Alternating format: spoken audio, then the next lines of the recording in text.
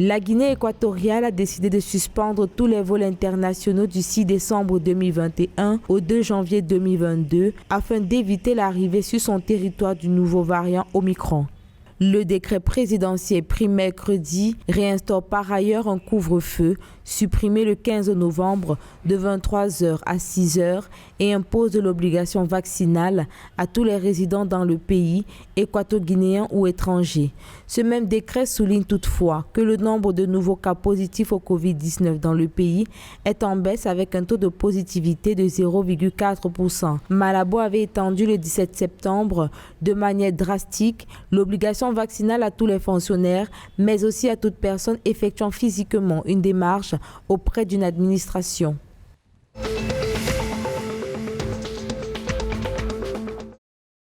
238,150 milliards de francs CFA, c'est le montant du budget du ministère camerounais de l'eau et de l'énergie pour l'exercice 2022. Le ministre de l'eau et de l'énergie, Gaston Elundou Essomba, a présenté les priorités devant être réalisées avec cette enveloppe devant la Commission des finances et du budget de l'Assemblée nationale.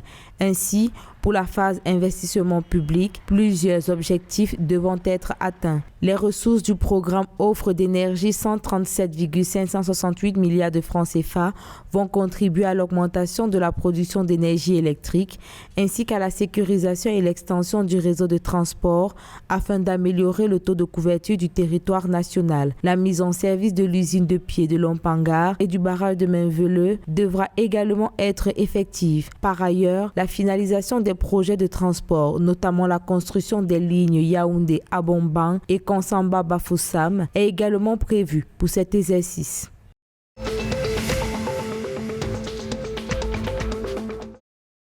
À l'ouverture des travaux du comité inter-État de l'Union économique d'Afrique centrale qui s'est réuni par visioconférence les 2 et 3 décembre 2021, les États membres tablaient sur un budget prévisionnel de 93,99 milliards de francs CFA contre 89,22 milliards de francs CFA en 2021, soit une hausse en valeur absolue de 4,7 milliards de francs CFA et de 5,3% en valeur relative.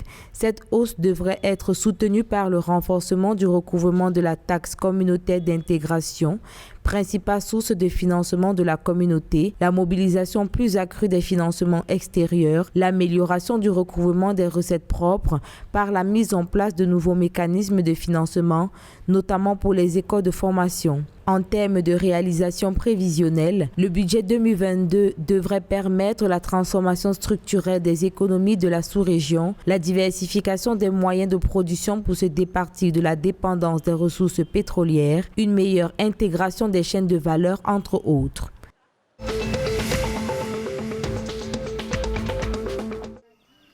En République centrafricaine, les autorités de la ville de Kouango, ville située dans le sud-est de Bambari, dans la préfecture de Ouaka, ont annoncé jeudi 2 novembre que la ville serait tombée entre les mains des rebelles de la coalition pour le changement.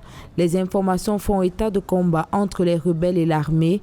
Les soldats centrafricains qui étaient stationnés à Kouanga ont quitté la ville et se sont repliés à Bambari. En effet, cette ville a déjà été occupée par les rebelles de l'Unité pour la paix en Centrafrique, UPC. À cette époque-là, il a fallu une coalition entre les forces de défense et de sécurité centrafricaines et ses alliés russes et rwandais pour repousser la rébellion et reprendre le contrôle de la ville.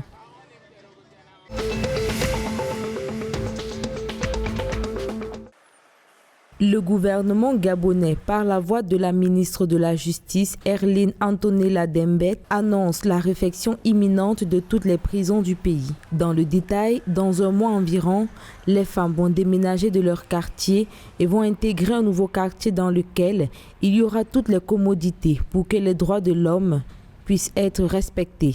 Elle a par ailleurs précisé que les travaux entamés à la prison de Libreville étaient quasi achevés. La communication de la ministre intervient au moment où des femmes détenues de la prison de Libreville ont entamé une grève de la faim pour dénoncer les violations quotidiennes de leurs droits, notamment la surpopulation, la malnutrition et les attouchements sexuels.